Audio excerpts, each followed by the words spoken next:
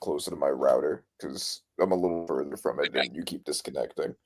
Nah, it's all good. Hey, ladies and gentlemen, welcome to another episode of I.O.W. Sports. Hey, it's Taco Tuesday. Your man Randy Weber is in the building. Waka Mar is in the building. Hey, we got a lot to talk about. We'll talk about, some of the headlines going on in the NBA. Obviously, we'll recap NFL. The Giants gave my brother a late birthday gift. We'll definitely talk about that. Hey, it's I.O.W. Sports episode 494. Hey, let's get to it. Yeah. Solid Hill TDS, what's up? Yeah, come on.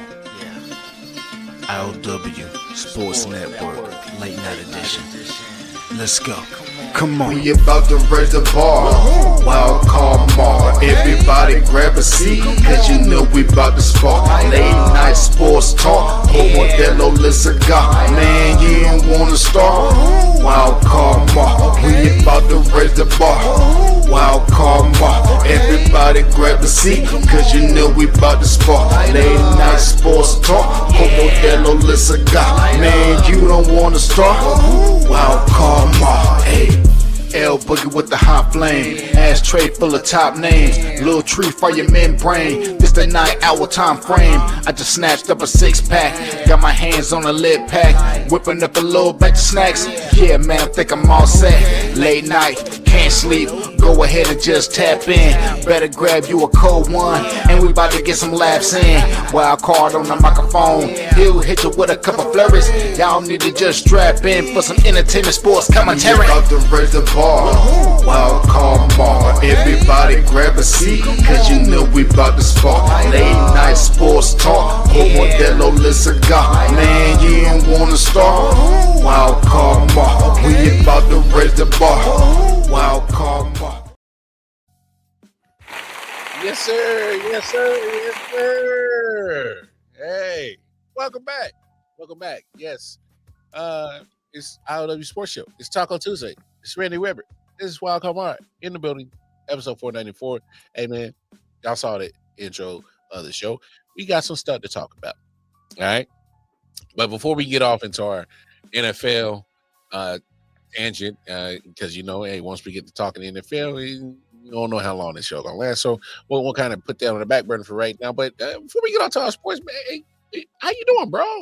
I hope everything's good, man. How you doing? Happy belated birthday. That's what we need to start for first off, and happy belated birthday. I know you got a little special gift later in the birthday day for you. Yes, I did. Yes, I did. And this proves that my birthday. Hold up. Yeah. This That's what you call it? Okay. Shout out to Silver 6877. Hey, shout out to you for the early predictions. I will say this: if Eagles lose that game on Friday, if Caleb Williams beats that team, I'm a gloat like crazy, bro. Because I done called that shit. That was my hottest take of my predictions. Hey, bro, you think all hell has been breaking loose on that offense and how they've been struggling, and that defense is being Super Bowl caliber, getting wasted by a trash offense, and they lose to Caleb Williams? Hey, bro, I'm telling you right now. Them Philly fans is gonna call every radio station. The hell you get beat by a fucking nail polisher? Bombs. Oh, trust me. All right, hold up. I'm a believe me, I will shit on the Eagles. Believe me, I will be getting all up in that. I just want to first state that this does prove that my birthday has magical powers. I'm just saying, bro. Last year, the day after my birthday, I woke up to Daniel Jones being cut and Kendrick dropping GNX in the same day. Yesterday, I was waiting. My birthday was on Friday. I was like, when's Shane Bowen getting fired? When's it happening? They gave him one more game and then it was it. And that was out. So that's birthday sorcery right there. I'm just letting, for those who haven't seen our content on Tuesdays with me and myself, and of course Randy. Randy's been calling for Shane's head since preseason. It's just preseason. He didn't even let bro get out of training camp and say, "Hey man, I'm telling you right now, bro, short leash." Short leash, and he more Hey, more than used the cachet that he had, whatever cachet he had. Ellie 14567. Hi, how you doing? Thank you. But look, I want to start here because obviously it's been a minute since we got together. You know, and then hey, obviously, so is it me? Obviously, I'm the Lakers fan here. Mhm. This is probably the only time that I've enjoyed seeing a LeBron in a Lakers uniform. It's been hard. I'm not trying to be a hater. Obviously, you know me. I'm not a fan of LeBron. But I don't know if JJ Redick figured it out or it was LeBron that figured it out, but he's actually letting Luka be number one. Yeah. Actually shocking, and it's kind of really been fucking me up mentally, but I like the way it looks. And granted, Austin Reeves, I don't know what's been going on with him. He must have got fell into some good coochie or something, but he's been playing a lot better this year than he's ever did. I mean, obviously the performances he's been putting out this year, I'd never seen that. I had on my bingo card. But am I crazy to really think that this might actually work? I mean, no, I don't think it's crazy. I think it made sense that if LeBron was going to, like I've said before, if LeBron was going to accept Luka getting traded to the team, because we know how much power he has in those decisions, it had to imply that he was okay with being a second option. You're not taking the highest usage player in the NBA if you are not okay with being a second option. And that makes sense. He's tired. Like his knees ain't what they was. You know, he's tired. You know, maybe he doesn't want to be crazy ball dominant all the time anymore. Oh. And Ayton, there's been a lot of questions on if he could be a good center for y'all. He's been pretty good. I'm worried about that other boy, not Austin Reeves. Yeah, I can't remember his name. It's hard to pronounce. He's been good too. I'm not even how to pronounce it. yeah. The other white boy. I mean, it's not a bad squad. I don't know if they're necessarily gonna, do anything. We'll see. LaRavia. We'll see what happens, but a very, very promising start. Yeah. I was just kind of taken back. I'm like, well, obviously, I wanted to see how they're gonna look like after integrating LeBron, obviously. And for them to not make sure that, hey, yeah, we know who you are by name and what you've done statistically. We know who you are, but you got a good thing going right now since you've been, nursing your injuries. So, let's we can't make it about you. We'll fold you in. We'll put you, we'll tuck you in there, you'll fold you in, but you can't be you. And I don't know if that's something JJ is actually determined to make happen. Like, hey, you can't mess up the chemistry. I know who you are, but you can't mess up the chemistry. I don't know if he's purposely doing that. Whoever's at fault for this, okay. I've been needing this since he came. I've been needing this. Just dynamic of let other stars be stars and let LeBron, if need be, he can still be the closer. I have no problem with that. Yeah. And that's the thing. If you have Luka and LeBron, who are two of the best people at taking over a game in the NBA, and if you have a bunch of other guys that can support them really well, that's it. As long as you don't Luka and like LeBron is like the one that everyone's concerned with being the one like, nah, this is the me show. Luka can also be like that. So if both of them can keep their egos cool, yeah, then you got something. And I think they can, because I think ultimately LeBron knows he's going to be retiring soon. I think he wants to leave on a high note. Yeah. Obviously he would love a championship. I'm not sure that that's happening, but no, that's not happening. Yeah, but like his championship days are done. Yeah, but he wants to leave on a high note, and he wants to leave with a good Lakers year. He doesn't want an embarrassing year where they don't make the playoffs to be his last year. I don't know if he even knows when his last year is going to be, but I think I don't think he I- finished like a uniform. yeah, I don't know who would take a 40-plus-year-old man. Charlie, they'll take him in a heartbeat. Are they able to pay him? Do they? Washington would take him in a heartbeat. They get Okay. feels like a motherfucker. Okay, they would take him. Would LeBron go there to finish his Hall of Fame career? I don't think he would. I think he would want to go to a contending team or like a star team, and any team that would be willing to give a bunch of young assets to get a guy for his last year. It would be insane.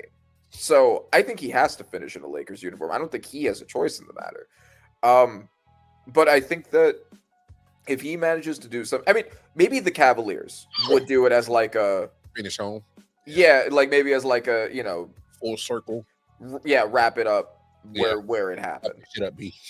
Yeah, but for a team that's contending in the East right now, it wouldn't make sense for them to do that. But they might just because tickets. Nah. No, I just thought that was interesting what I've been seeing over the last about week and a half when it comes to NBA. Obviously, we'll get to your Knicks in a second because I'm pretty sure you got some thoughts on how they're doing right now. But what is one of the teams that it may have kind of caught you off guard? I'm like, they're slightly better than what I thought they were. There's actually a bunch of them. I didn't expect a good amount of the teams to be better than to be as good as they've been.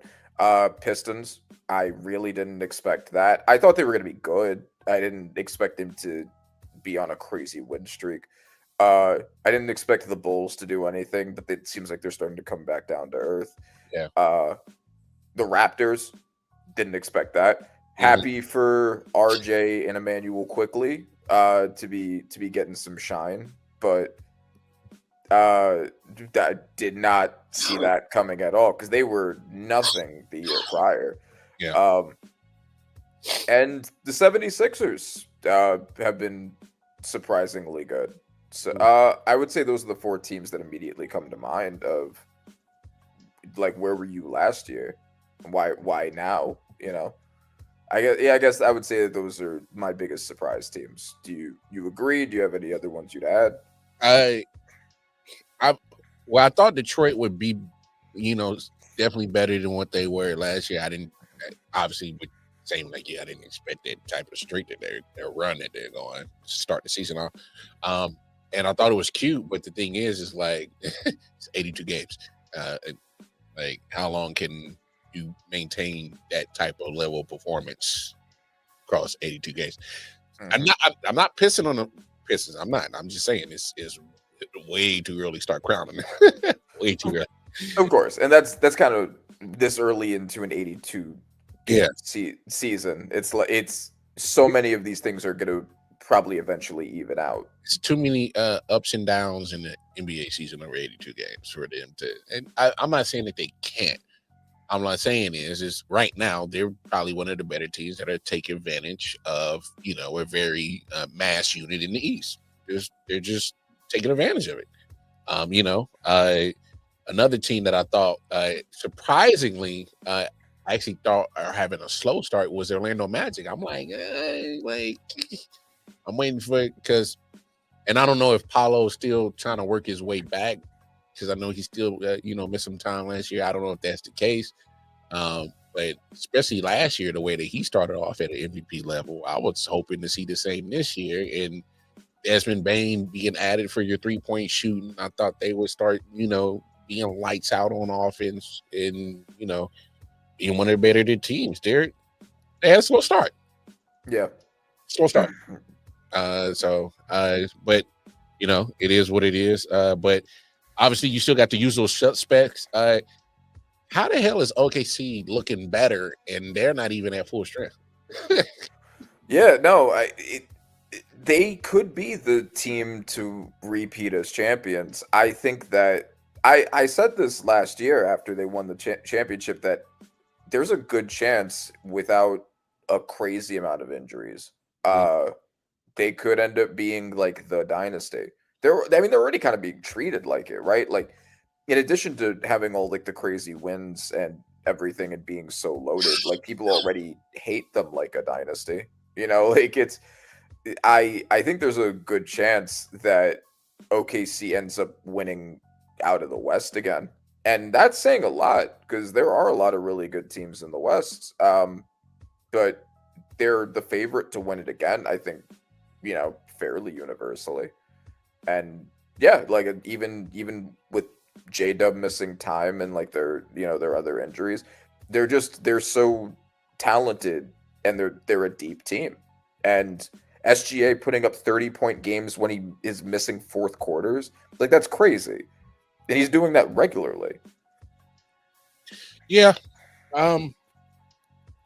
You're doing this shorthanded. SGA pretty much saying I'm gonna take the fourth quarter off, chill on the bench, and just you're dominate.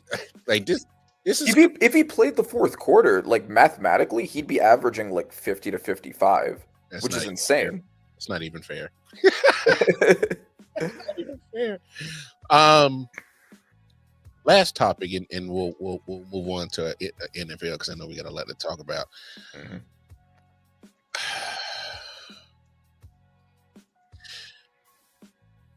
What are the Memphis Grizzlies doing with John Moran? What are we doing?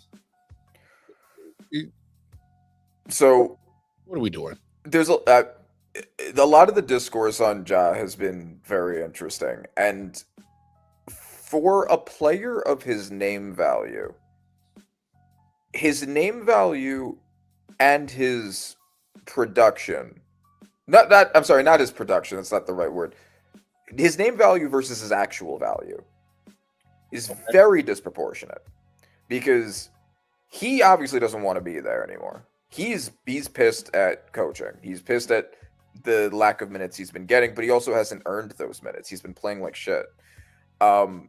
And the question is, who is willing to trade what would probably be a couple good bench players plus some picks, some grouping of that, for a small guard who can't shoot and who finds his way off of the court all the time for avoidable foolishness? Someone you can't rely on to be there, and even when he's there, he's a small guard that can't shoot, and he's been playing like shit this year. Why would anybody trade for him? There really just isn't. From as good a player as he is, he doesn't really fit anywhere, and the goodness of him as a player is just not worth what comes along with it. Okay. I'm the reason why I'm having this conversation is because I see where you're coming from, and I've seen it on the other side. Me personally, he is box office. So your point of his value when it comes to ticket sales, popularity, yes, that's there. You're 100%. Now, when you're talking about the actual value, when it comes to the basketball part, he's had his moments in Memphis, and then we get, half-ass, and then sometimes we get nothing at all. Right now, we're getting nothing at all. Look, do I think he still has value, like trade value? Yes. Was it as high as it was a couple of years ago? No.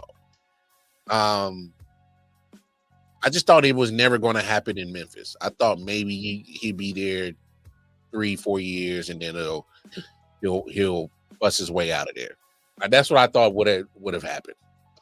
He took the money, of course. I mean, yeah, as you would. Yeah, I mean, I don't blame him for that. Especially first big contract, and of course you take it. Yeah. And the first one you get is a max. Yeah, you take it. So so I don't blame him for that.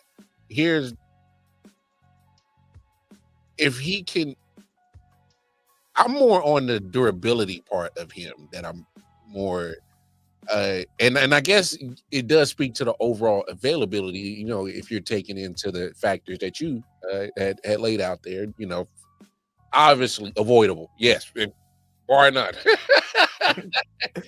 I mean, literally, you don't need too many brain cells to really avoid those situations that he got himself into. Especially more than once. Like it's not even like he like did something dumb once. He did the same dumb thing several times. Yeah, Knowing what happened the first time. and well, and And I don't even think that what he did was that big a deal. I think that it was overblown. But if you know that's what's going to happen, don't keep doing it. and that's my bigger point is you know what Adam Silver is going to react to it, how they're looking at it from an image thing as a you know, you can't be a what's that detriment Yeah. to the league. So that's just what I mean. Come on. So yes, it was foolish. I'm hoping that he can mature, and I think that's all he really needs is just maturity. And that's all it is.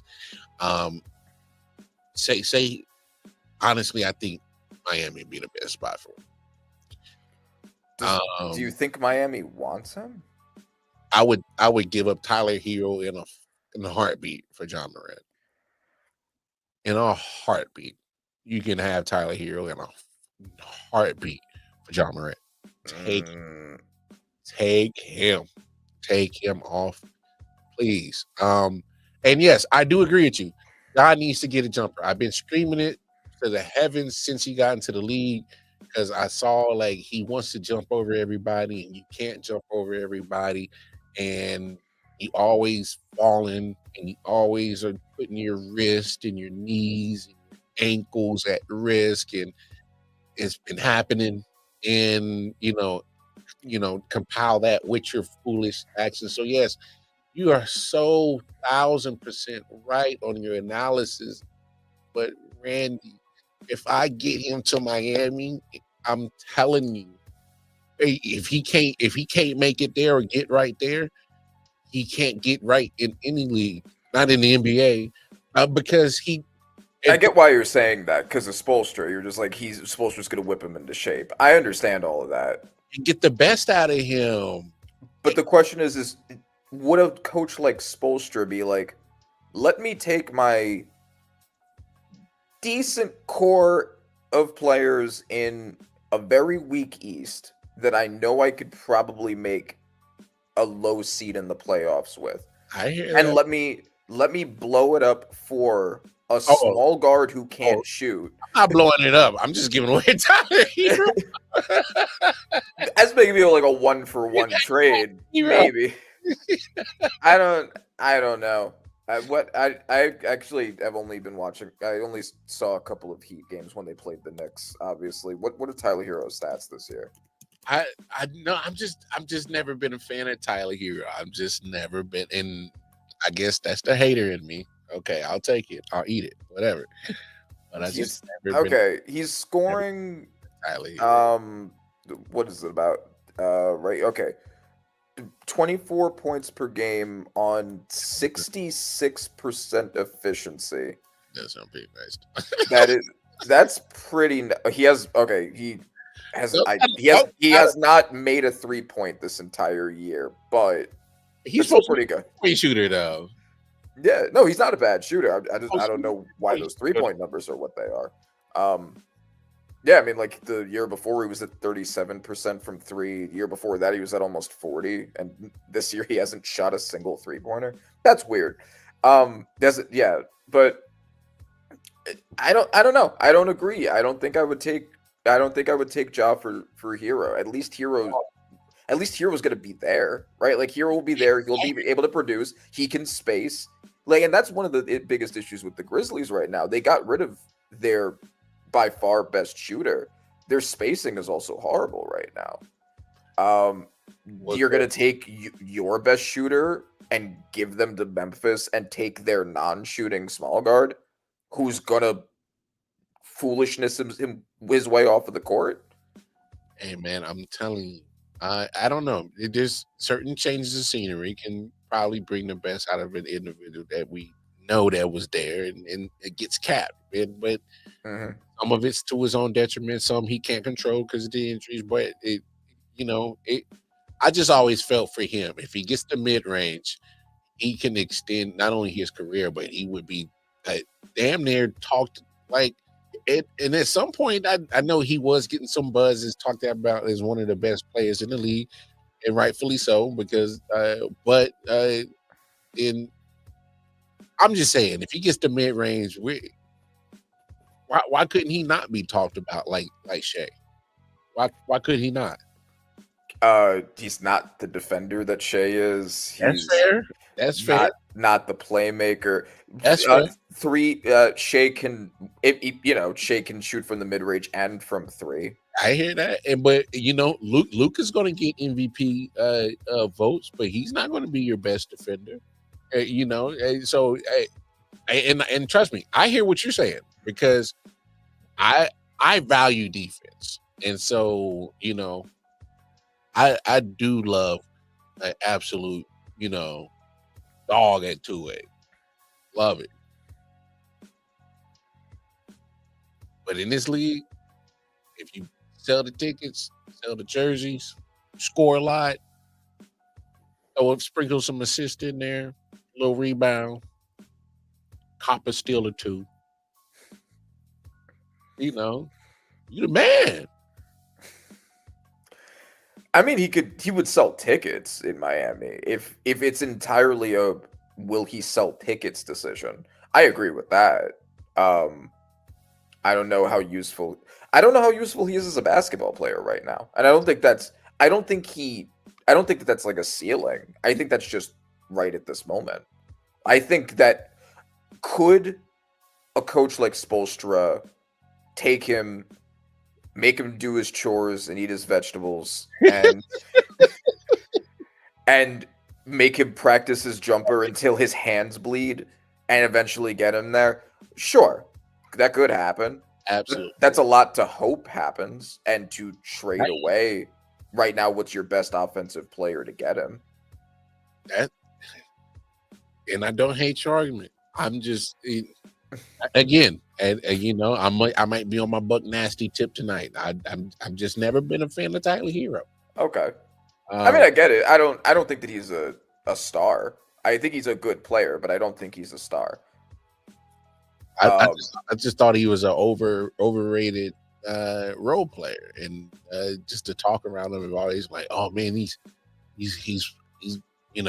and I'm like, are we just sitting here just acting like Jimmy Butler's a scrub? Like, and then he moves on, and then I'm like, are we forgetting? Like, I mean, Bam ain't the greatest, but Bam ain't no scrub. Like, what do we? Oh no, yeah, for sure. I think Bam is the best overall player on the team right now. Yeah. Hero did elevate and hold his own after Butler left to get them further than they should have gotten, though, right? Like, Bam's the better overall player, but Hero is their best offensive player specifically. And that's fair. I don't know. I think that Hero is a good player. I do think they should find a way to add a star to that team, because I do think they're lacking a star. Yeah. At least an offensive star. And that's odd. We've always seen some type of star quality, or because I think Jimmy at that point in time in his career in Miami was a star. Jimmy's a star for sure. But let's get to the gusto, man. I made you wait long enough. Give me the analysis of your Knicks over the first 16 games that they played in the season. So a lot of things are noticeably different, and since getting Mike Brown, we've been using the bench much more, and I think that that's a really good thing. Landry fucking Shamet has been lighting shit up, and that was just untapped potential by Thibodeau. He didn't even look at the man. He didn't want to ever put a ball in that man's hand. He was like, "Your job is to sit there and get me Gatorade." There was a very good player. Toronto. Yeah, there was a very good player sitting right there, and that's crazy to me. That's absolutely nuts, bro. The difference in points coming off of the bench it's been like more than tripled, I think. The points coming off of the bench between Tibbs and Mike Brown, and I love that, especially considering the injuries we've had. Right, like we lose Brunson for some time, we lose OG for some time, and I love that we have people who can step up, who are actually being used, who are actually getting time on the court, because that's the whole point of having them. Like, that's why they're there. And why won't you use them, Tibbs? And so I love that Mike Brown's been doing that. I think that's been a huge step up in that regard. Mikal Bridges, shout out to him, having an all-defensive season, averaging 2 steals. The only player in the NBA that's averaging 2 steals and over a block a game. And he's doing that as a skinny forward. Actually, no, he's playing the 2 right now. He's doing that as in the depth chart, a shooting guard. That's pretty crazy. So, I love that from him. I think he's been good.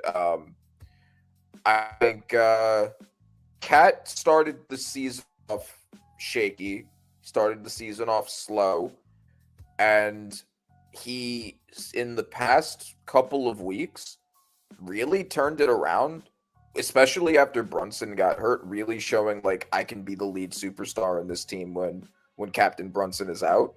And he's been doing his thing. He's been dropping 30 pieces like it's nothing. He's been making everything from 3. I think that's crazy. I really like what I'm seeing. I expected them to be more dominant in the East than they've been. I am surprised that they're not higher in the standings. Some of that's injuries. Some of that's the inconsistency that just kind of happens. Some of that's the dreaded third quarter that comes along with being a Knicks fan, where things just happen that weren't supposed to happen and that were not happening in the first 2 quarters. And then the Knicks have to find their way out of that. And that hasn't gone away.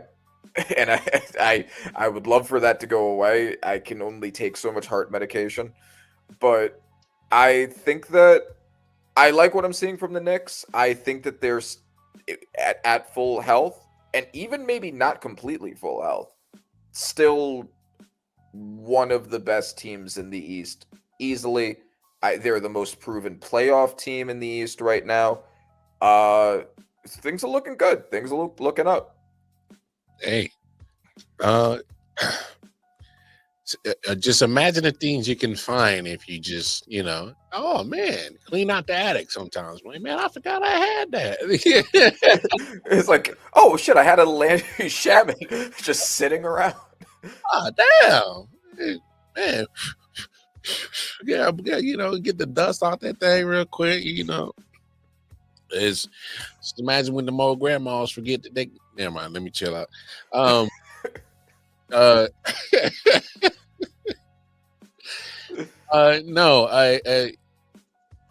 we'll see how the NBA season goes. For both our teams, solid start for the Lakers. Not so bad start for the Knicks. Despite losing a very important key component to what it can either be the success or failure of their team. So, yep. Anybody else that's kind of sticking out to you that's like they might do something, they might not. Yeah. Another team that I'm kind of surprised by. I'm gonna say kind of surprised by, because they have a guy on the team that, he's that guy. The Bucks. I expected to be worse. Everyone kind of expected them to be worse because of how little help Giannis has. But Giannis is having a damn near MVP caliber season carrying that team and also making them better. Like the way that he's made with his playmaking has made the players around him better. Ryan Rollins, who I discovered because he was torching my Knicks, and I was like, who is this? Who's this guy? Who the fuck is you, bro? And, like, What is this? yeah, whose man's is this? It was Giannis's man's. The way that he's been making the players around him better, like, you know, I really think that, especially in such a depleted East, if they did something, that would be one of the greatest single individual player accomplishments. Even if they went to the Eastern Conference Finals, I'm not betting on them to do it. But if Giannis were to bring that team to the Eastern Conference Finals, that would be one of the greatest individual seasons of any basketball player ever. Basically just doing that shit on his own. And that's crazy. The carry job he would have to do for that. Yeah, I mean, like, think about it. If we think about matchups in the East, you know, who's the team that's going to absolutely blow them out, even with full mega Giannis? I mean, you know, my Knicks are obviously a better team overall, but there aren't a lot of teams in the East where it's just like Giannis ain't getting past them. There's no way, no matter how good Giannis plays, he's getting past that team. Like, right now, the Pistons are at the top. Do I think that they're stopping full Giannis in the playoffs? I might bet on the Bucks in that series. And the Pistons right now would be the 1 seed. You know, the Raptors aren't, you know, as surprisingly good as they've been, they're not stopping Giannis. Nah. Yeah, right. Like, if we just went down like the NBA Eastern Conference right now, the Bulls, they're not doing that. You know, the Heat. Oh, yeah, the Heat, they're not doing that. Cavaliers might at full strength. At full strength. Wait, Yeah. when's the last time you seen a full string Cavaliers team? You tell me that. No, that's true. I mean, it's true, but with Donovan Mitchell playing as well as he's been playing, the great defensive duo of Mobley and Allen, like, if any duo is able to stop Giannis in the paint, Mobley and Allen could be the duo to do that. The team is overall better as long as the injuries aren't crazy. And you know, so I'm still holding to my take that the Knicks and Cavs are going to be the Eastern Conference Finals. I have not moved away from that, but those are the only 2 teams that I strongly think, despite the Bucks being a 10-loss team right now, with a losing record, if they make their way into the playoffs, the only teams that would be willing to bet would be able to stop Giannis would be the Knicks and the Cavs. So, yeah, very surprising. I think they could do something. Okay. All right. Could. Could. I think they could. Like I said, hand that man the MVP trophy if he gets him into the playoffs, and especially if he gets into a deep run. Yeah, if he gets up a decently high seed, then it would be hard not to give him MVP based off the literal wording of MVP, right? I mean, you know, Wemby was on that pace, then he got hurt. Yeah, Luka still in the race for that. Jokic is always Jokic. Fuck, we got to talk about that. We got to talk about that. 55 points on 78% shooting. he's ridiculous, dog. Over multiple games. He's averaging a triple-double right now. Like, okay, so we can't start talking about MVP candidates without talking about Jokic, bro. Like, that's nuts. I've never seen 78% over multiple games at that volume before. That's crazy. Like, to me, this would be the real example if there's a such thing as voters fatigue, because he's just been just so damn good, and part of that whole conversation in a repetitive, nauseating amount of years now, and he's won some. So, but it's like you can't ignore that shit, bro. You know what's really like crazy when you think about the 3 MVPs is that out of the past 5 years, the only 2 MVPs he didn't win, he came in second. That's how dominant he's been. He has lost to only Embiid and Shea. Embiid was that whole Kendrick Perkins situation at the very last minute, and then Shea had to, Shea had to do everything that he did last year as the scoring leader and the best point differential ever and the 1 seed. Like that's what it took to beat Jokic last year. Exactly, historical shit to like overtake Jokic. That's crazy. Like put that in perspective, and that's what I'm saying. Like, because I remember me and you having this conversation a few weeks ago. That's why you just throw your hands up. You're like, how, like you look at this dude. Like, there ain't no way, bro. Like and personally, I hate voter fatigue. Like, if this guy's really the most valuable player, give it to him. The most valuable, yeah. Don't give me the like participation trophy. Like, oh, but it's his turn. This Hillary Clinton, it's her turn type shit. Like, nah, give it to the one who deserves it. And if that's Jokic 10 years in a row, it's Jokic 10 years in a row. I probably, yeah, like there are so many great players, but if whoever deserves it that year gets it, that's it. But again, we talk about value, and I guess the writers who get the vote on it, that they value what is value in that word MVP, what that means. So yeah.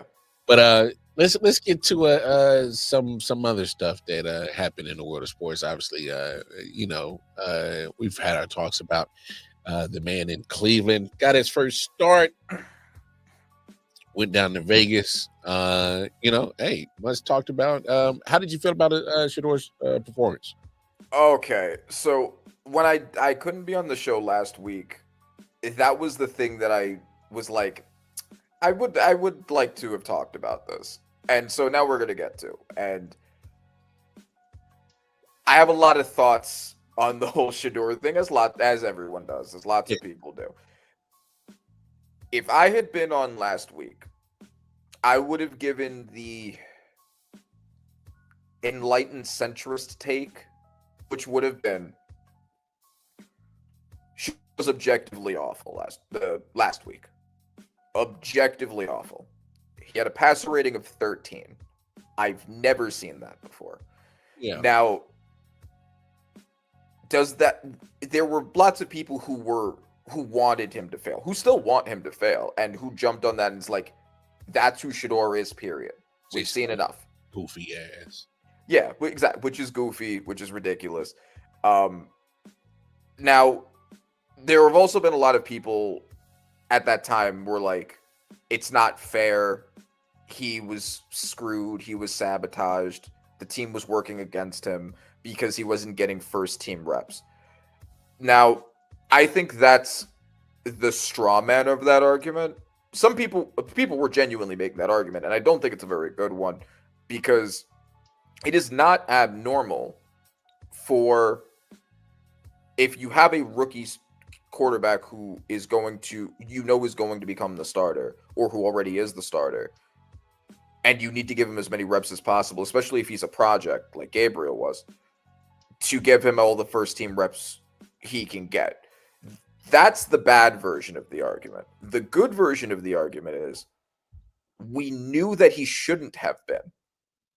And we knew that from the beginning. It was obvious to everybody. Only the Browns valued him in the third round. Nope. Yes. It was very obvious from the beginning that Shador was the better prospect. Nobody genuinely believes that, for football reasons, Gabriel was a better prospect than Shador. We know what and everyone defers just like, well, he's a 5th round pick, but we know that he shouldn't have been. We know that at worst he should have been QB3.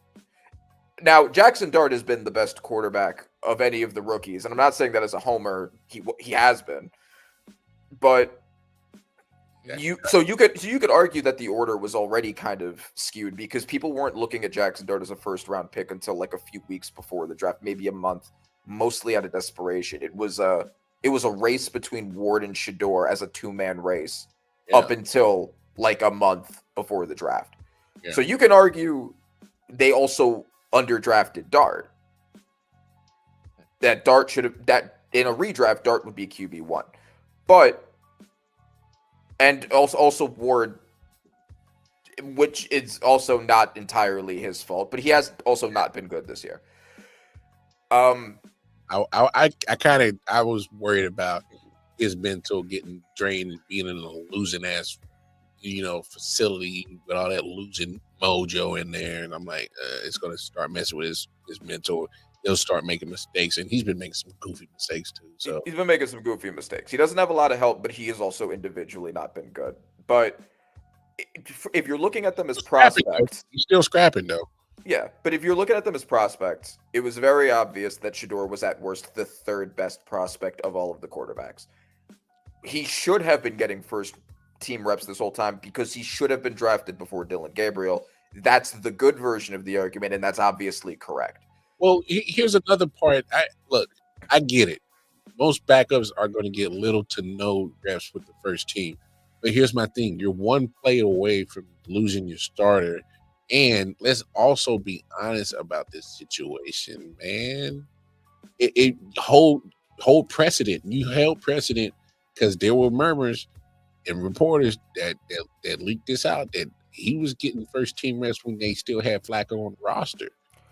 But they knew that he was going to replace Flacco. So that does make some sense. Yes, I think it would have been better if they had really treated this like a competition instead of just handing it to Gabriel.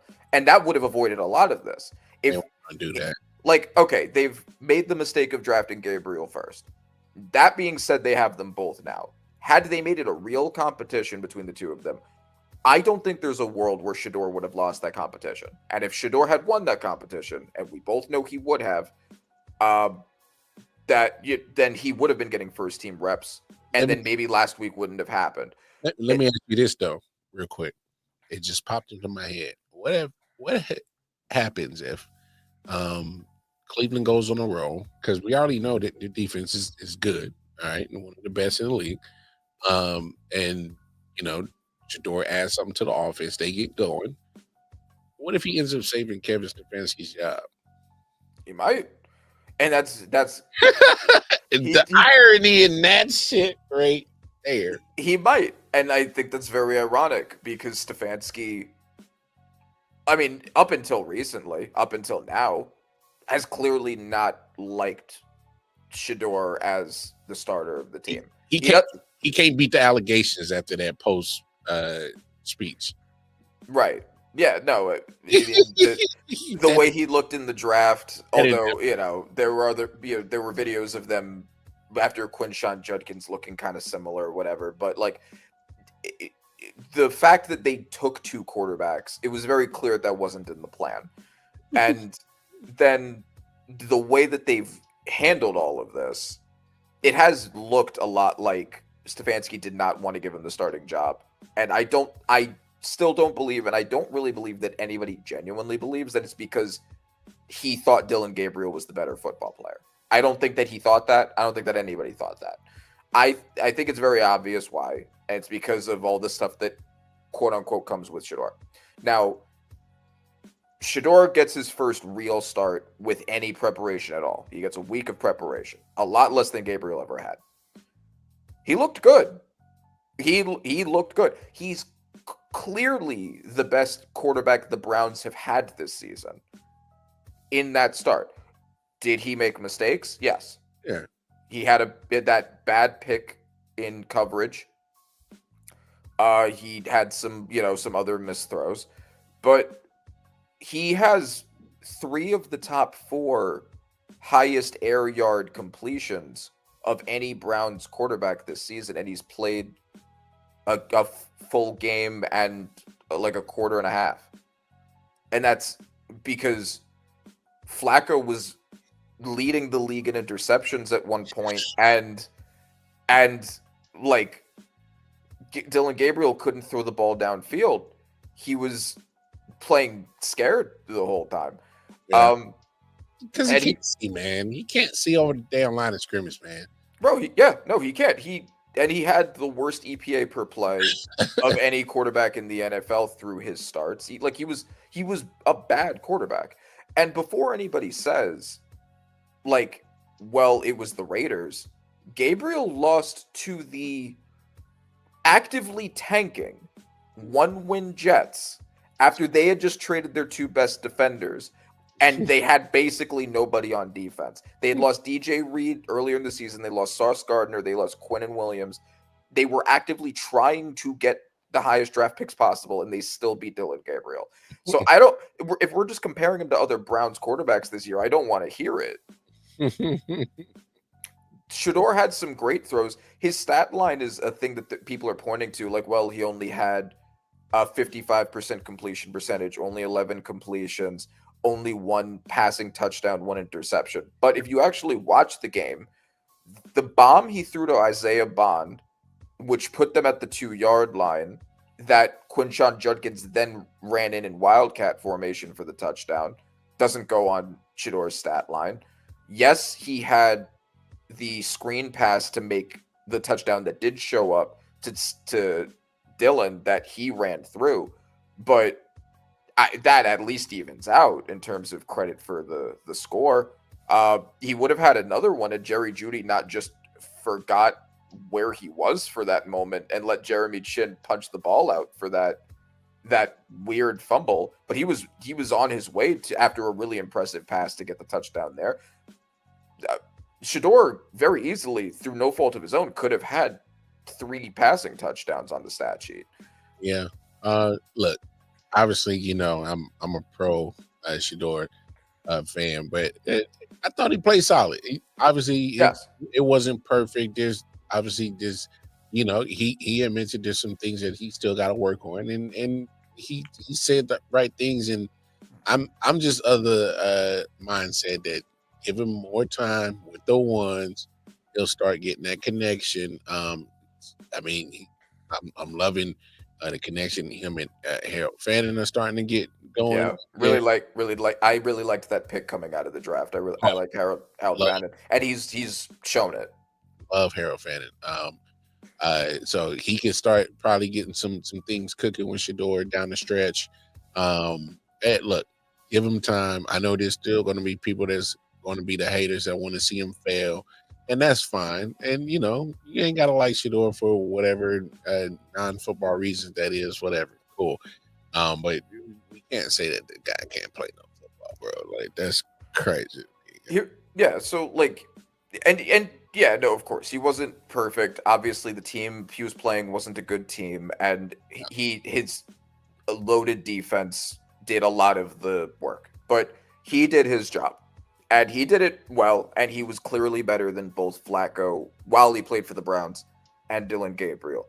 But now, the interesting question with Shador is, so he was just given another start. He's starting next week.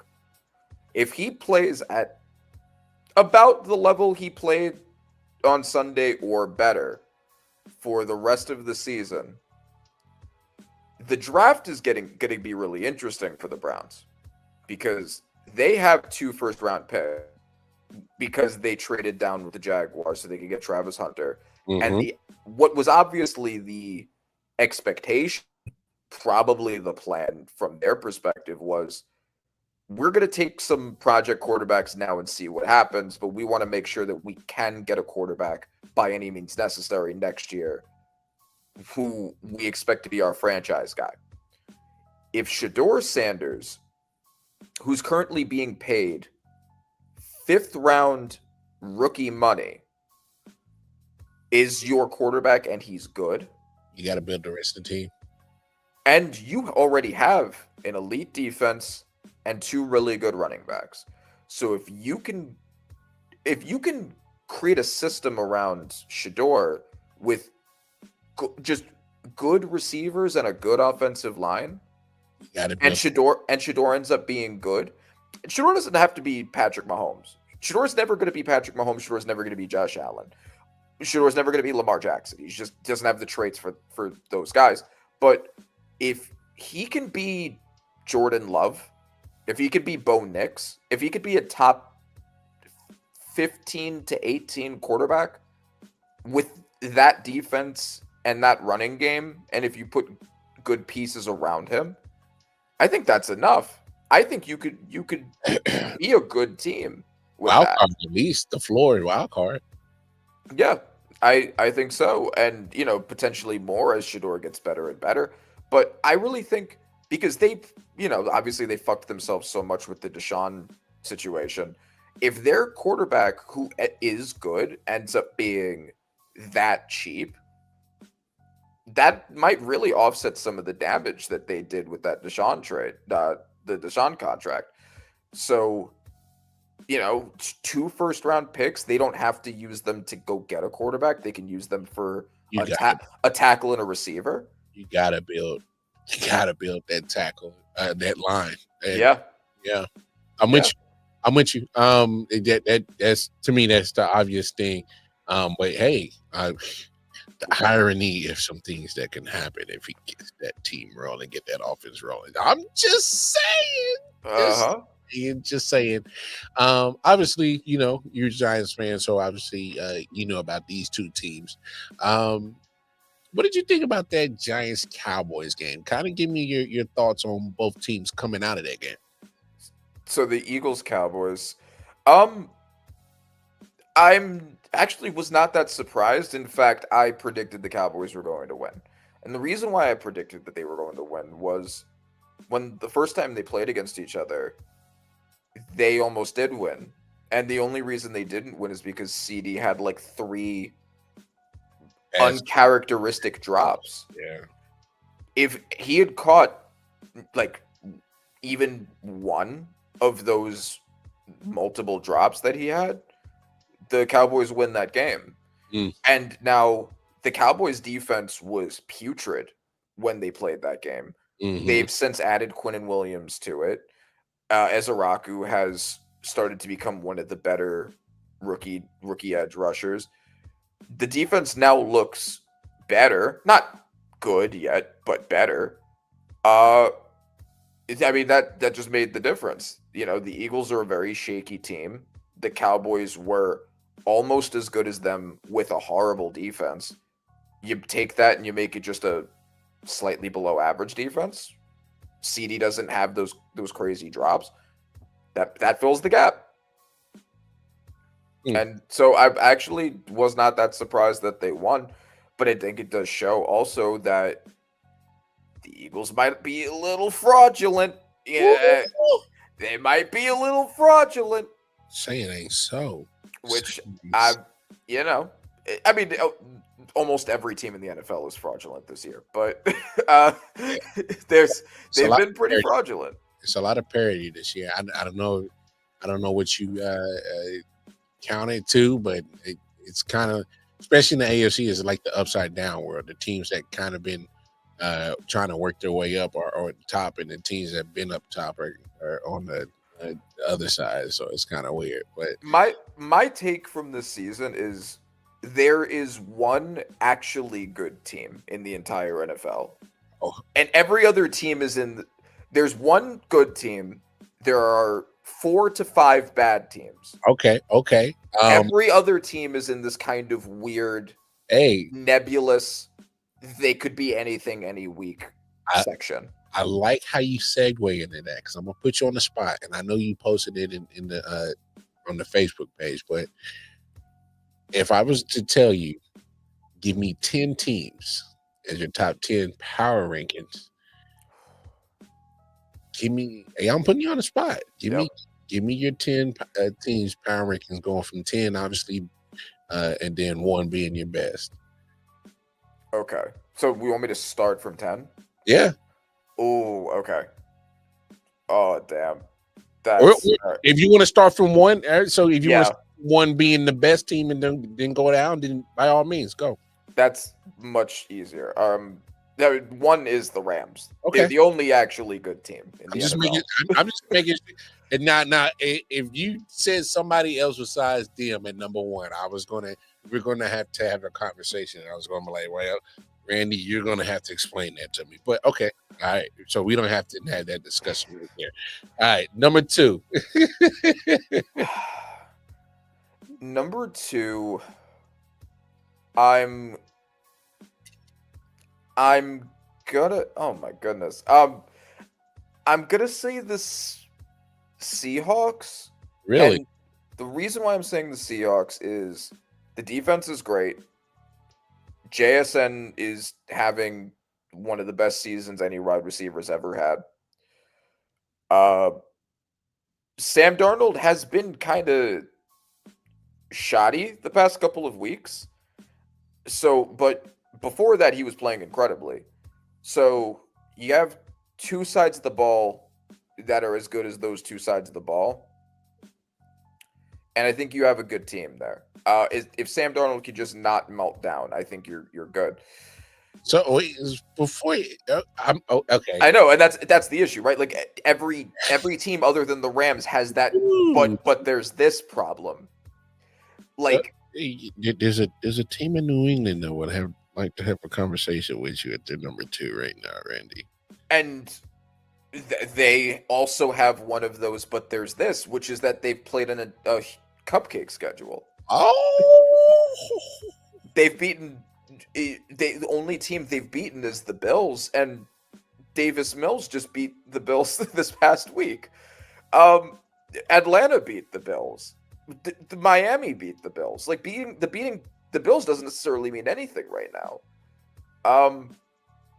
So I don't even know what to say about them. The Broncos are also a super high seed right now, and I don't really trust Bo Nix, but I would put the Broncos over the Patriots because the crazy defense and because they have beaten serious teams. I look. Hey, this is why we had these. All right, so Seahawks at 2, number 3. The Bears. I'm going there. I am going there. What? I'm going to say the Bears. They are currently leading their division, which is one of the tougher divisions in the NFL. Is wow, you're drinking the Bears Kool-Aid right now? I'm drinking. Wait, you're not even going to wait to see what Caleb does against the Eagles defense on Friday? You're not going to wait? Oh, well, I mean, I will move them down if he looks horrible against that defense, and you can also make the Bears also have that same criticism of like, well, who have they beaten though? And that's true. But they play in a much more competitive division than the Patriots do. I think that Drake May has been individually better than Caleb Williams, but I don't know if that is anything. Like that could also be because he's been playing against much worse teams. Man, the Bears are the second best rushing offense in the NFL. Until I clip this, Randy, people gonna try to come for your head, bro. Oh, I'm sure they will. But the coaching has been outstanding. Oh man, I'm doing 10 toes down, but maybe 1 toe up, maybe 9 toes down. He said that pinky toe slightly up a little bit. All right. My next team is going to be the Patriots. Patriots. Okay, you put them right there. Yeah, Drake May. He said I got something to tell you for that one, man. Yeah, that again, individually, he's been better than Caleb Williams. He's been an MVP caliber quarterback this year. I just don't know how much I trust the rest of that offense. I guess that's also an issue with the Bears. It's the cupcake schedule. Like that's the biggest thing is what is any of this? I don't know if I buy this. You know what? Okay, you know what? I'm gonna be a coward. I'm flipping them. I'm putting the Patriots at 3 because the more that I think about it, there's like, well, I can't. I don't know how much I could justify this. So Patriots are at 3. I'm retconning it. Bears are at 4.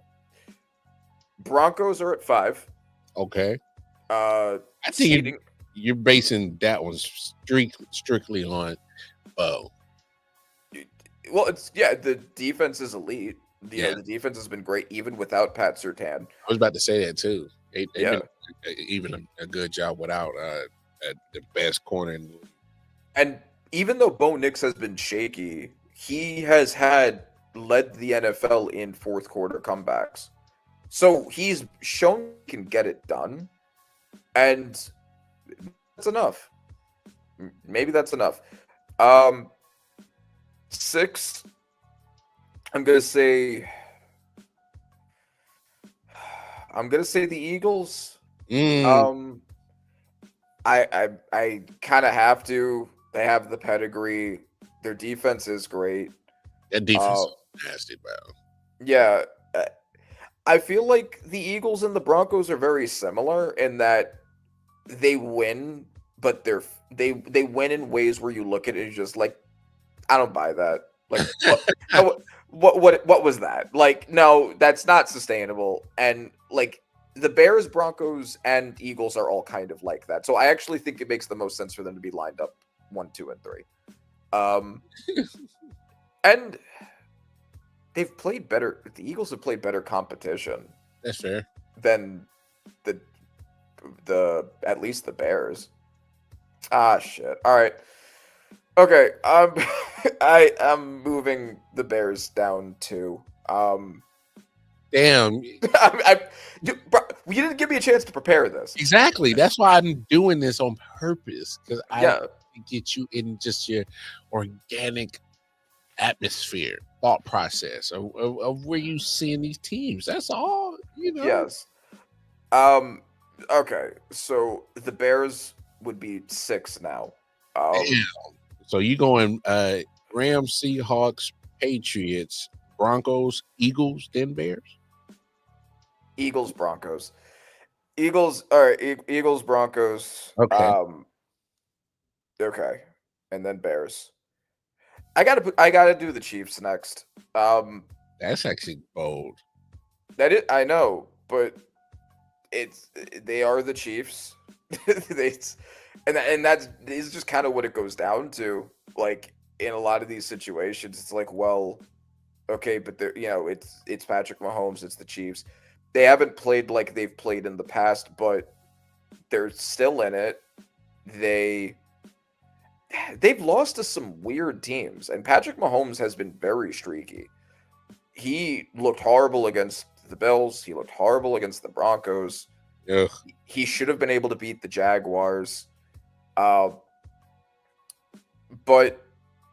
it is also the regular season. They feel a lot like like the Spurs would be a good example, where it's just like, or the Jimmy Butler Heat. I was about to say that's almost like Jimmy. He's like, I'm just gonna, mosey my way through the regular season until I turn the playoff Jimmy switch. So right, which is, it's not good strategy, because then if you played like that the whole time, you could have a better seed. It's terrible strategy. It's bad on my heart, bro. It's terrible. Yes. I'm gonna say even the Chiefs have a worse record than the Bears do. Do I necessarily think they're worse than the Bears? No, but I think that the Bears have to be seated above them because they've won so much more. And Caleb has had that clutch gene. He has also had a bunch of fourth quarter comebacks. Okay. Number 8. I'm surprised there's a team you haven't said that the Chiefs just beat. I'm actually surprised by that. I'm gonna get to them. Oh Lord, because you got the whole state of Indiana asking about your Addy, dog. 8 is going to be the Ravens. And they are now leading their own division, which, I think the reason why I'm gonna put the Ravens here is because they don't have the win-loss record to justify going higher. But there have been reasons for that. First, it was injuries on the defense and Lamar having to do a carry job. Now it's been Lamar getting injured, coming back, not playing as well, and the defense doing the carry job. Yeah. If you can just get them both to be good at the same time, they should win the Super Bowl. And that's kind of the weird thing about this is, if you asked me which grouping of teams that I trust more to get to and win the Super Bowl, whether I trust my 3 through 6 or my 7 through 10, I would say my 7 through 10. But they just don't have the wins to justify being higher. Fair. So, but I'm gonna say that the Ravens have shown that they can have a crazy good offense and a crazy good defense. It's just a matter of them having it at the same time. Number 9.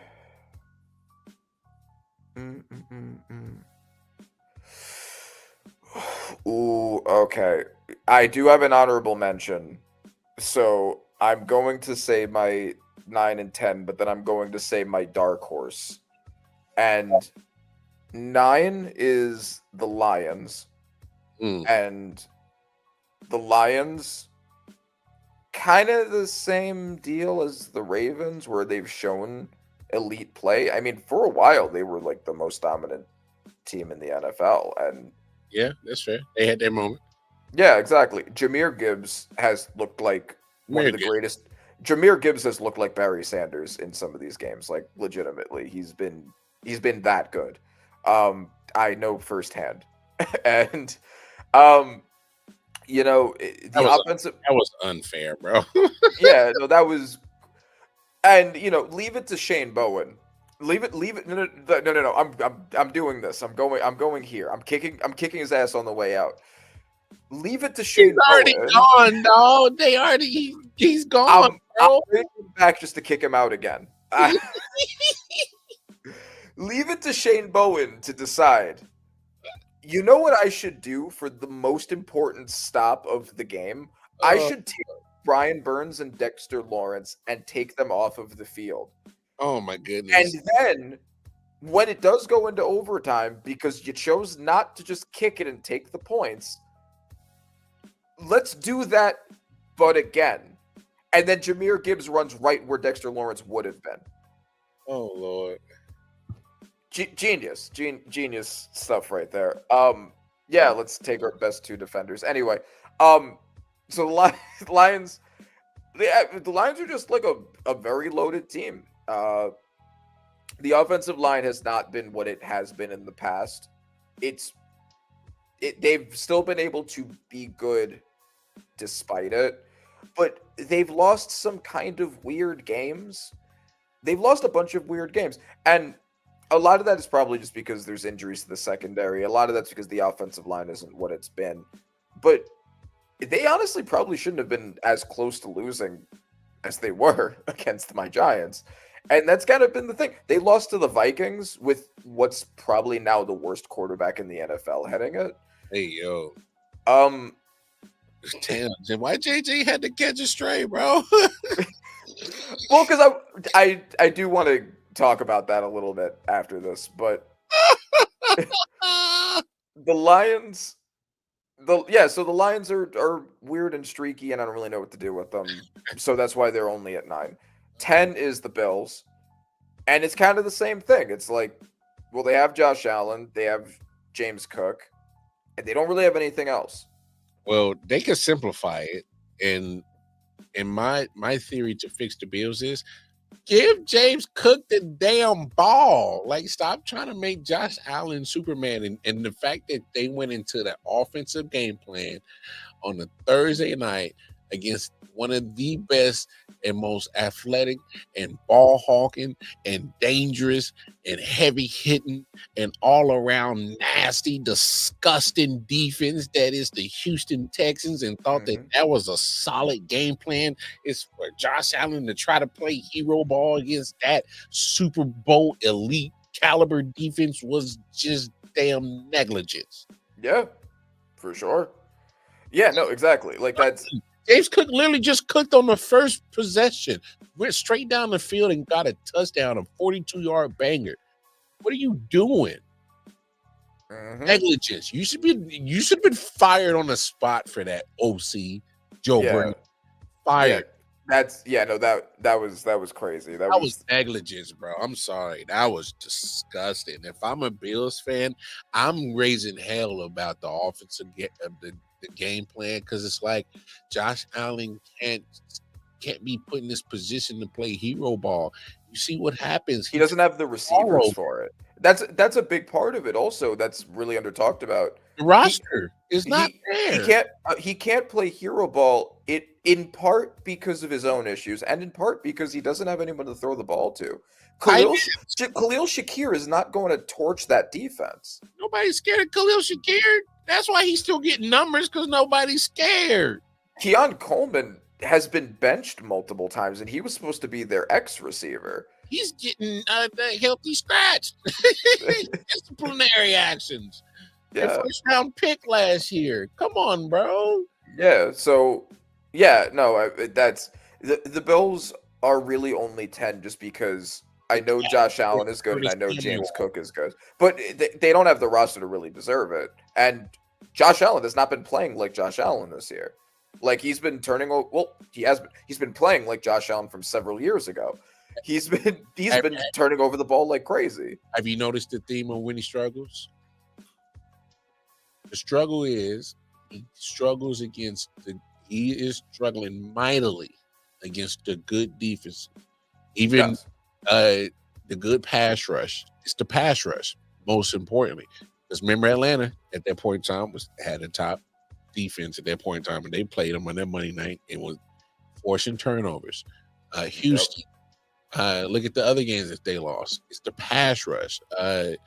We got to get after that big boy and force him into the turnover, because he's going to give you one.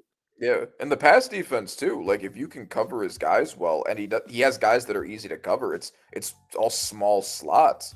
You know, and I think that's another big part of it. Also, is his receivers, in addition to not being an elite group of receivers, because they're all slot guys. It's easy to mismatch them. Man, I've been screaming it to the hills. I said, man, you can't let him continue to play that hero ball and think you're going to win a damn Super Bowl. And also, because I've talked about this before, it is not all on the help. It's not. Josh Allen individually has also played nowhere near what you expect out of Josh Allen in a lot of these games. And I do think that we need to talk about that too.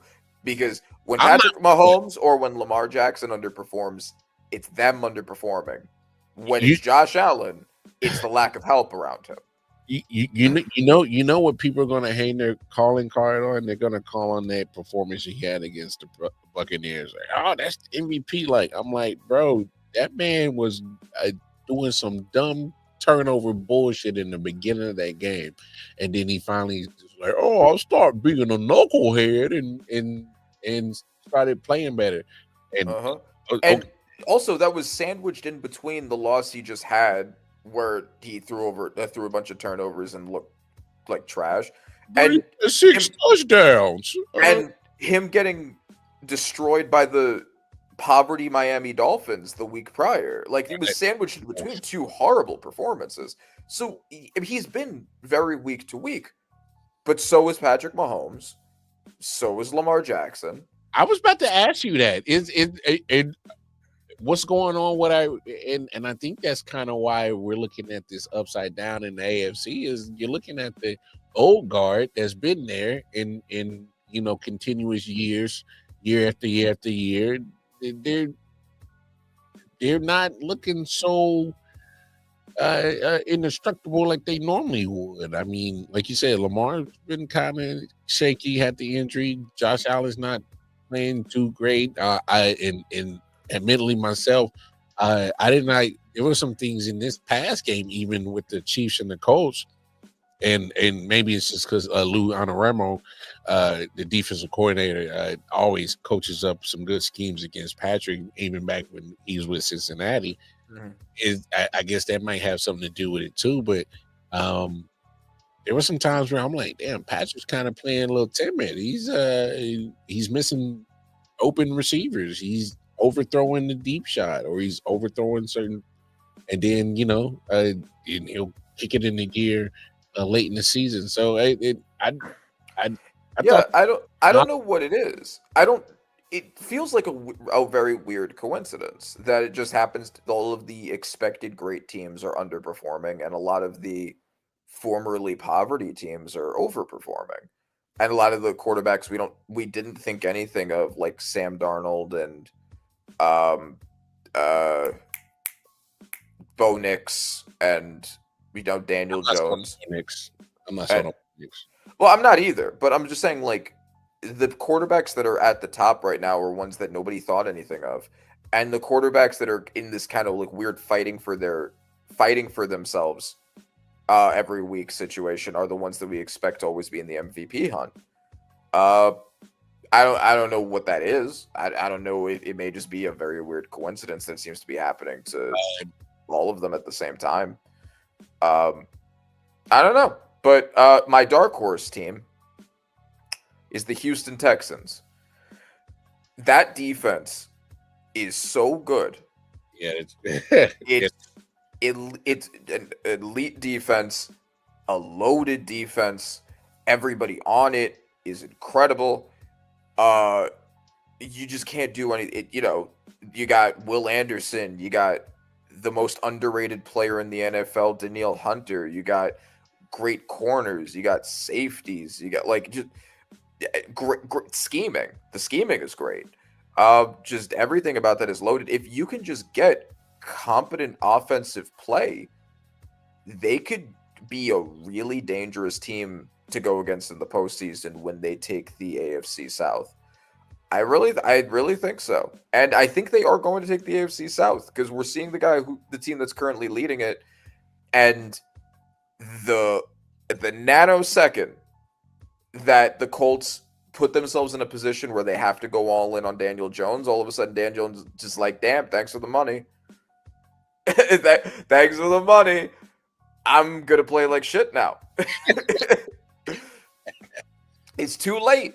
You don't have first round picks for the next 2 years. It's too late. Looked like ass to the Steelers, and has looked like ass since. Oh man, you've been waiting to get at Daniel.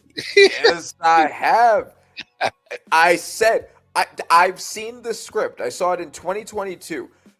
He is capable of going on streaks of good quarterback play, but it doesn't last because he's Daniel Jones. It was always Fugazi. Jonathan Taylor having an MVP season next to him and having a great offensive line has helped. It's helped cover for that. But he's still Daniel Jones. He warned y'all in week 3 against the Rams when he threw a bunch of turnovers.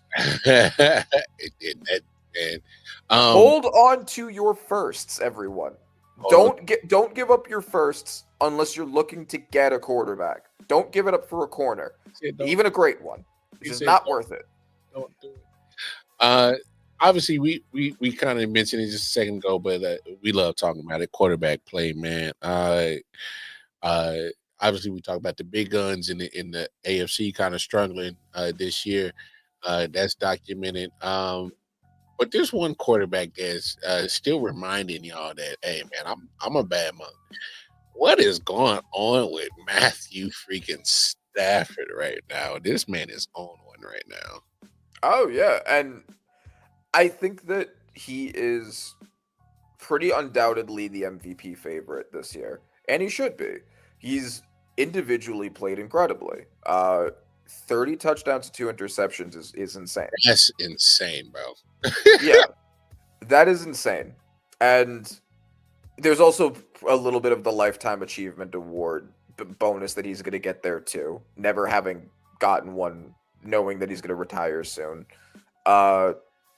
He really does deserve it. He's been balling the fuck out. He's the quarterback of the only actually good team in the NFL.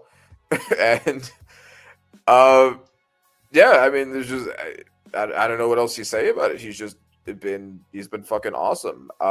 right now, the MVP race is starting to narrow a bit. I think that right now it's between Matthew Stafford, Drake May, Jonathan Taylor, and JSN. If JSN breaks the Megatron record, I think that he enters that conversation too. Even if he doesn't, on the pace that he's been on, I think that he should be in that conversation too. If we're going to talk about Jonathan Taylor, and we should, being there, I don't see why JSN also shouldn't. He's been the best player on one of the best teams in the NFL. No. I think you would be foolish, and I couldn't take your NFL acumen with credibility if you didn't say JSN hasn't played at MVP level, because he has. Yeah. He's already in 11 games. He already broke the Steve Largent receiving yard record for the Seahawks in 11 games. Like, that's crazy. And considering that, like, Sam Darnold wasn't really like a proven elevator, like, you could argue, and like we saw this with the Vikings receiving core with Sam Darnold last year. You could argue that JSN's been a huge part of elevating Sam Darnold rather than the other way around. Yeah, I mean, like, he's always open. It makes such an easy target to throw to. That's why he has the biggest percentage of yards for. Okay, well, I'm trying to figure out how to word this. Of any player to individually have a specific percentage of yards for their team's offense, he holds the biggest percentage of any receiver for their team for their yardage. So he has been the engine of their offense more than any other player, more than any other receiver by far. And yeah, I think those four are the four that you talk about when you talk about the MVP race right now. I'm totally fine with that too. I would have no arguments with that. With Drake May, Matthew, JSN, and Jonathan Taylor. And I'm not, look, when the Chiefs want to stop the run, they will. So I'm not going to take his performance this past Sunday against them. I mean, the one game where he doesn't look like a star. Yeah, it's like you know, Jonathan Taylor has been so you can't knock him for like the one game he doesn't look ridiculous. So any other game this year he's been having defenses scared of shit. So I'm not that past you. Now, so because I brought up the Vikings before, so I wanted to talk about this since we also talked about the Browns and their QB situation, and we brought up JJ McCarthy, and we're talking about quarterback play. Yeah, the draft for quarterbacks is going to be interesting. Who do you think are the teams that are going to end up looking for a quarterback in the draft? Because the quarterback situations for a lot of teams have been interesting. I still say the Dolphins, but I'm leaning not toward that because Stephen Ross loves Mike McDaniel and he loves Tua. He loves both of them. Okay. Despite the concussion situation, which is crazy. I still think you need a backup plan, but whatever. I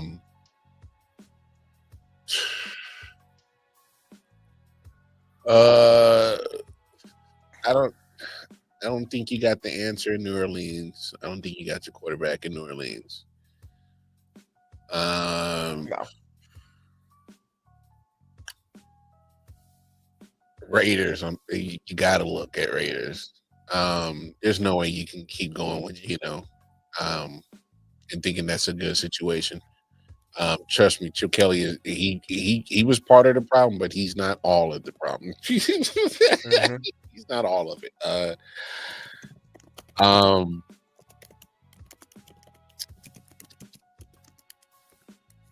Those two teams for sure.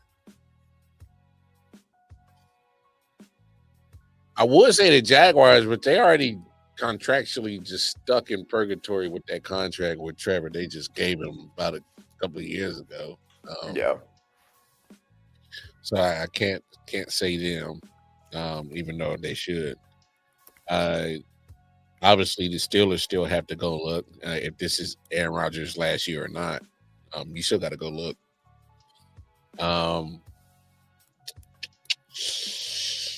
And Minnesota. And JJ's not it. No, and okay, so that's where I wanted to kind of go with this. So I will also watch out in Arizona. yeah, so the teams that are definite, I don't want to say definitely because teams are kind of weird with their decision making when it comes to quarterbacks sometimes, but like Oh, the obvious teams to look for drafting a quarterback would be the Jets, the yeah.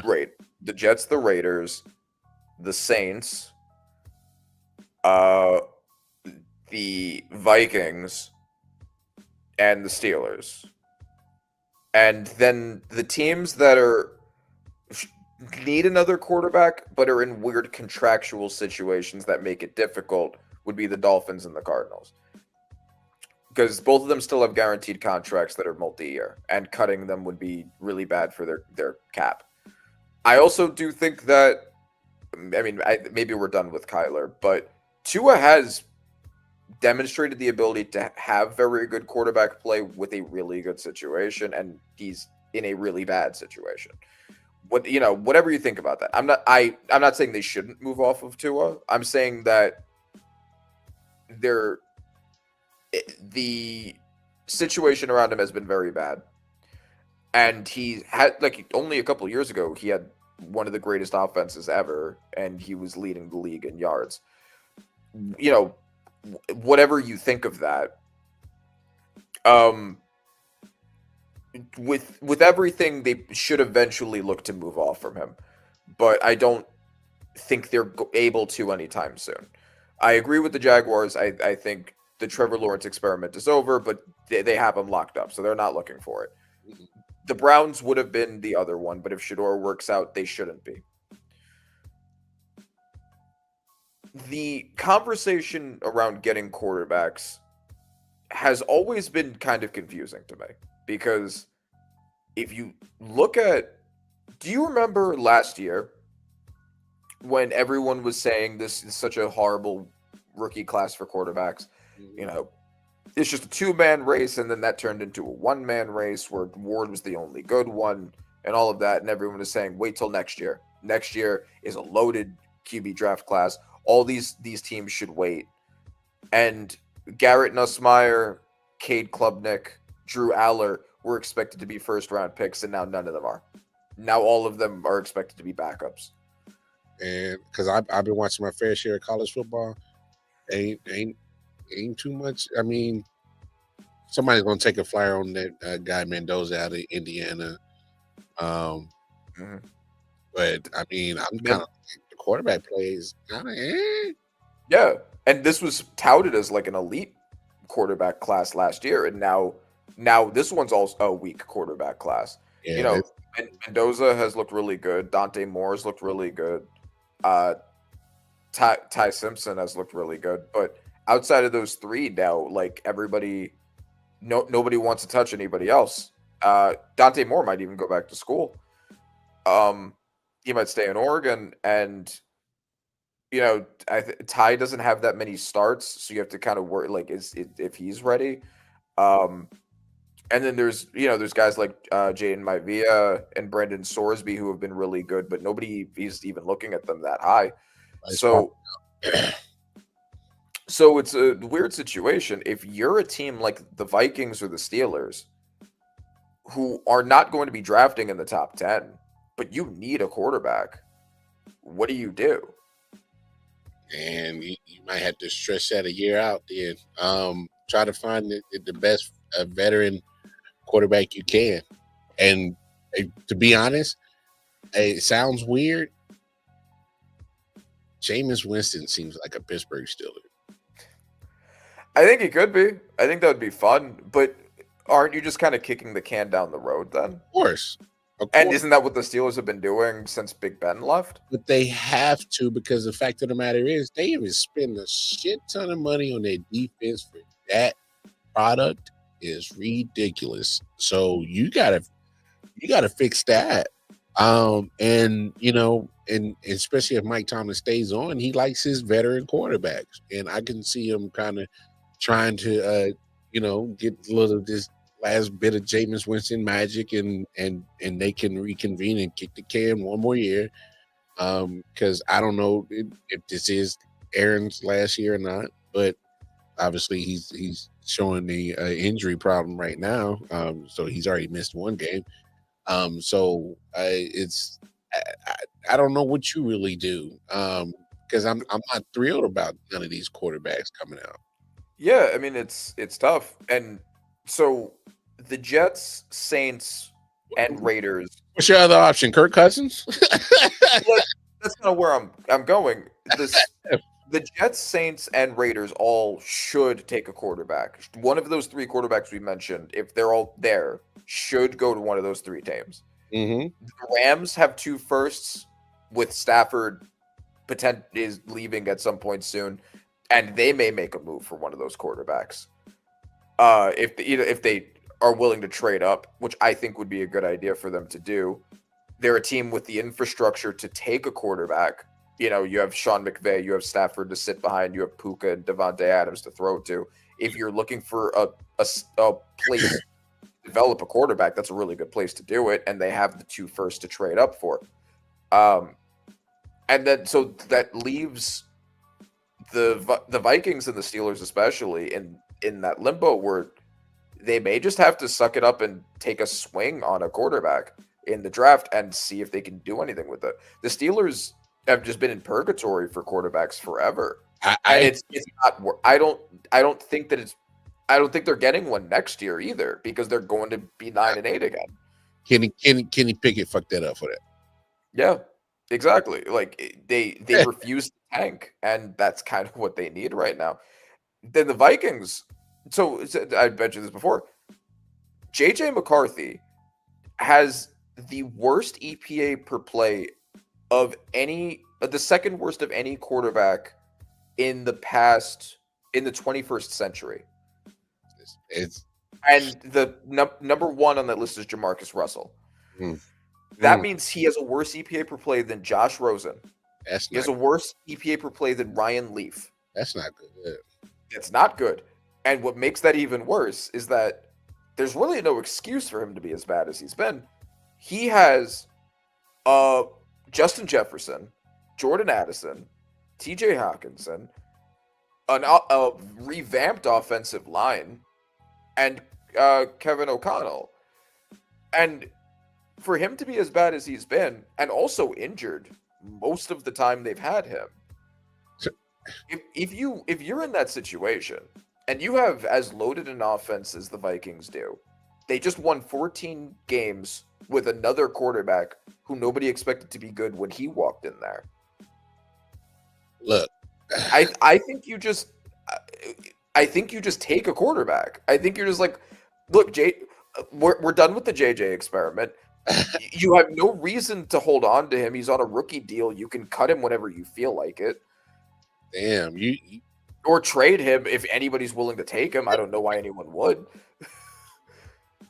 That's crazy. You're already at that point with him. I just put it to you like this. This is so if you're a Vikings fan, you're looking at, all right, Sam Darnold, we just had the best version of Sam Darnold that we possibly could ever gotten last year. Had a damn good season.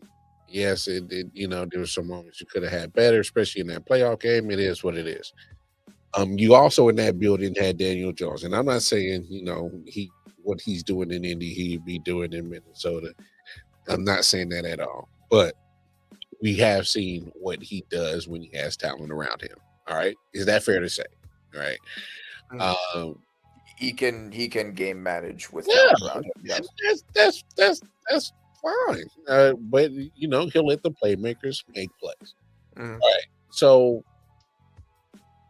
you gotta find a way to sell this JJ thing to your fan base, because you literally let those 2 guys walk out the building and you put your eggs on JJ, a guy that already missed his whole rookie season, got injured, missed some games and some time this year. That literally Carson Wentz hanging by a damn thread because you're like, no, JJ's not ready yet. And and you finally put him in, and this is the which makes the whole situation look even worse. when you literally Sacrificed a man's health for this guy. when you literally He sucked after anyway. this man JJ, the only amount of film that he has put on tape is not a lot in the 2 years he has been a professional NFL football player. And the performances that he's putting on film is not good at all. Yes, that fourth quarter in week 1 against Chicago, I was like, okay, I needed to see something because you played horrible for 3 quarters and then all of a sudden you turned into Billy Badass in the fourth.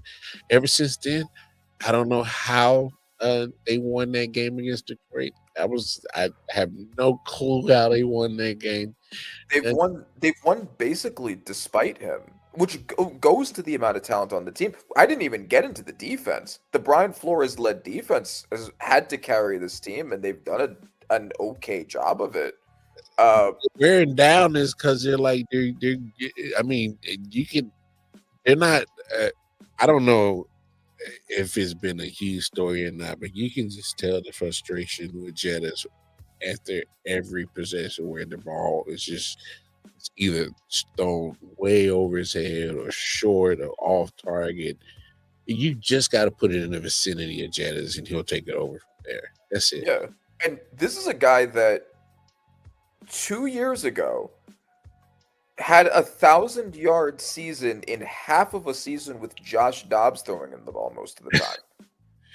he has produced with Kirk Cousins, Josh Dobbs, Sam Darnold, Nick Mullins. He has produced with anybody except JJ McCarthy. He's even produced it decently with JJ McCarthy. He produced with Carson Wentz, who wasn't playing well. I'm over here debating to trade this guy on my fantasy team. I got Jettas, and I'm just like, I can't do it because it's Jettas, but I'm like, the quarterback play is killing my man right now, bro. I'm just like, right. And that's what I'm saying, right? Like JJ McCarthy defenders might point to like, well, there's been like some injuries on the offensive line, whatever. And everybody got injuries. I ain't trying to hear that shit, bro. Bullshit.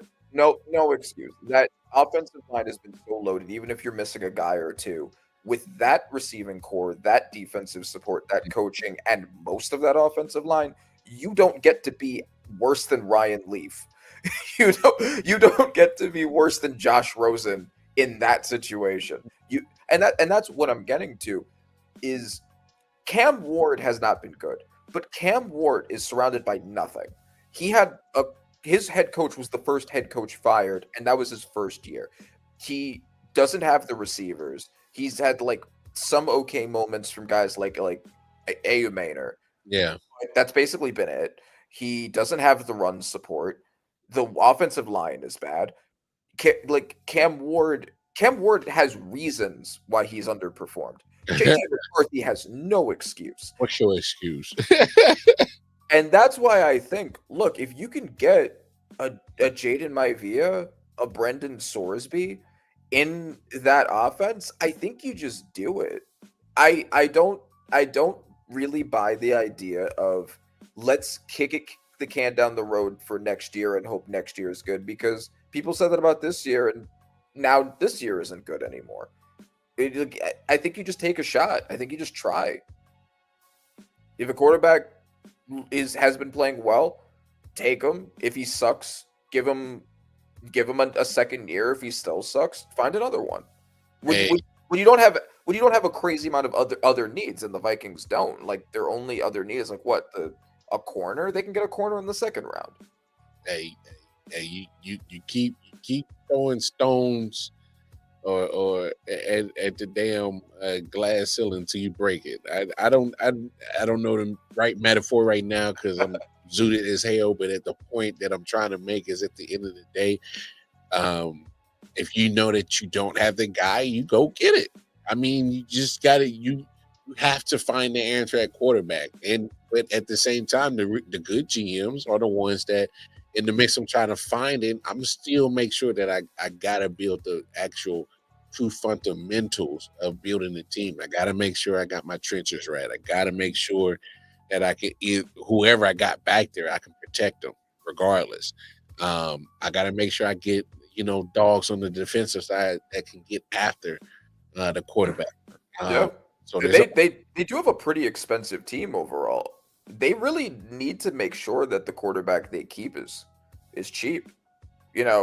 What do they do when JJ's rookie contract is over? They're not going to pay him. That'd be insane. They're going to need a quarterback anyway. Especially if he continues to play like this. Yeah, no.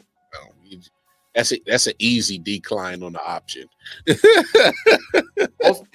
Also, speaking of what to do at the quarterback position, I remember when we were talking about the draft originally, and you had proposed what has an idea that's seemingly aged very well. Shedeur Sanders to the 49ers, saying it's not you as a way to avoid locking yourself in and paying Brock Purdy, getting another rookie quarterback in there. That take has aged very well. I mean, I only say that is because there were things about Brock Purdy that concerned me. One was durability things. Obviously, his got knocked out of the NFC Championship game. We saw how that played out, and literally the whole trajectory of how that game went. He's missed some times like in other years. Missed time this year. And yes, he had a good game 2 weeks ago, but this game last week, this game Monday night against and don't get me wrong, and I'm not poo-poo on the Panthers. Kudos to them who are trying to turn the direction of their franchise around and they're playing actually solid football right now, especially on the defensive side. They showed up, and this man threw 3 interceptions in the first half, and I'm just looking at wait, hold up.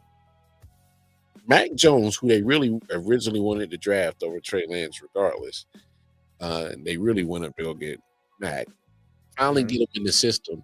I'm just going to say it. Mac Jones been looking real fluid in this offense, a lot better than Brock. No, it's true. And we've seen reasons to believe that was going to happen because we've seen times, even in his Super Bowl making season, where 2 of his guys would go down and he would just forget how to play football until they came back. And Brock Purdy played well with the guys that were there, but he never demonstrated the ability to carry a team. And to be fair, Kyle Shanahan has never looked for quarterbacks to carry a team. He's looked for quarterbacks to game manage. System. Yes. Yeah. Mac Jones has done a better job of that this season than Brock Purdy, very significantly. And he would be so much cheaper than Brock Purdy now is, had they just done that from the beginning. Cheap. Look, you'd have the money to build an offense back up around Mac Jones by not paying Brock Purdy and paying Mac Jones instead. I put it to you this way, Randy. All right. Why were you in a rush to pay him? You had contractually control over his rights. You didn't have to. What was wrong with one more prove it year? I would have what was wrong with that? What's wrong with making sure that Brock Purdy was going to be the guy to lead your franchise to continue this run of being an NFC contender? Because that's what the 49ers have been, but they've had some injuries and it's biting them. I don't know how the hell they've been getting along with this whole MacGyver act this year, but and kudos to Kyle Shanahan. But at some point the gig is going to be up. That division is not a slouch. There's 2 teams that's going to beat the shit out of them in that division, and we haven't even talked about the whole NFC. And if we talk about as a whole, if they somehow miraculously get to a Super Bowl, who the hell you think you're going to beat in the damn AFC? So, look, man. You got it for me. If I'm if I'm signing checks, if I was ever a GM, I need to make sure if I got questions, I need them checked off the checked off list that makes me feel comfortable giving you that big ass contract. And I just think that there was times where the guy was still, yeah, he plays well in Kyle Shanahan's system, but that motherfucker is still Mr. Irrelevant. And there's times where it's like, all right, CMC goes down for a couple of games. He don't look so sharp. Oh damn, Trent Williams, he's getting older, man. God, Trent Williams missing a game or two. They damn sure don't look the same. George Kittle goes out for extended amount of times because that happens pretty often in the regular season type of situation. Damn, he don't look so damn sharp. There's times where, he's a product of his environment, good or bad, indifferent. And that's Brock Purdy. And to be fair, in this year, he has been significantly worse than he had ever been before, even when losing guys. Part of that could be the injuries wearing on him. But he's Mr. Irrelevant, Randy. No, I'm not. I get it. I get it. But also irrelevant, Randy. Damn it. The system of Kyle Shanahan just happens to be damn good, but damn it, you gave a bunch of money to motherfucking Mr. Irrelevant. I get it. But my point in saying that is even when he wasn't putting up the like MVP numbers that he did when all of his talent was around him, he was never this bad. He has been uniquely bad this season, even past the cracks that we saw when guys would go out. And I do think that part of that is probably the result of injuries. I don't think that he was ever as good as he was 2 years ago. I think that was a mirage. I don't know if he was necessarily always this bad either underneath the mirage. Yeah. But what I think the important thing is had they not paid Brock Purdy, they would have had Mac Jones right there. And they have to have that conversation now because I think they're going to want to keep Mac Jones. They wanted him anyway. What do you do with Brock Purdy? Do you think there's a team that would be willing to trade for him, like the Steelers, who are not in a position to draft one, who don't have the draft capital to trade up, who would have to trade up really far to do it? Man, Randy, they have a Mike. They also have a great coach in Mike Tomlin. They have what should be great defensive support, although it's dropped off this year. But I'm not gonna lie, that's an interesting take right there. I never looked at it that way. But you can't. If they don't take a swing on a quarterback in the draft, we've seen he made a Super Bowl. He made a. I get that it wasn't him, but he played well enough with the pieces around him to make a Super Bowl. And the year before that, having an undefeated run that led to the NFC Championship game. Nah, hey, that's why I don't hate that take. That's actually quite interesting. It's intriguing to see what happens down the stretch because I think there's enough time for another Purdy injury. I'm not wishing that on him. I'm just saying the guy's been fragile lately. That's all. That's all. Yeah, he put like Joe Montana numbers up at one point. Yeah, but again, we know that wasn't like him on his own, but of course. But maybe Tomlin can do like Shanahan light with him. That's crazy. Hey, you never know. I would have just wanted to prove it year. That's why. Same thing with the offense. I would have wanted another prove it year before you gave that money to it away. Yeah, that's what the Colts should have done with Daniel Jones. That's what the Giants should have done with Daniel Jones. You do prove it years. You don't go all in on a quarterback off a small sample size. You just don't do it. Give me proven years. But hey, man, always appreciate some good sports banter with you, my brother, man. Always a pleasure. Always a pleasure. If you need audio needs, y'all know where they do. Going over to Instagram, tap in with Panther on Acid on Instagram. That's Randy's page right there. You need audio needs. Other than that, y'all know where to find me, Casey Wildcard on my Twitter, with any other content that I be dropping. If it's not here on I.O.W Sports Network. So make sure y'all like, share, subscribe, hit that bell notification. It's alerts every time we drop content. You know what it is. But hey, always a pleasure, man. And hey, again, happy belated birthday to the brother Randy Weber. And he got his birthday wish with Shane Bowen getting that pink slip. It's get on out of here. But, hey, man, we gonna get up out of here, man. Again, hit that. Hey, hit the notifications. Hey, let you know when we just drop some content, man. Hey, we up out of here. Until next time, take care of yourselves, take care of each other. Hey, we out here. Peace. Yeah. Silent Hill TDS, what's up? Yeah, come on. I.O.W Sports Network, late night edition. Let's go. Come on. We about to raise the bar. Wild card mark. Everybody grab a seat, cause you know we about to spark. Late night sports talk. Modelo, cigar. Man, you don't wanna start. Wild card mark.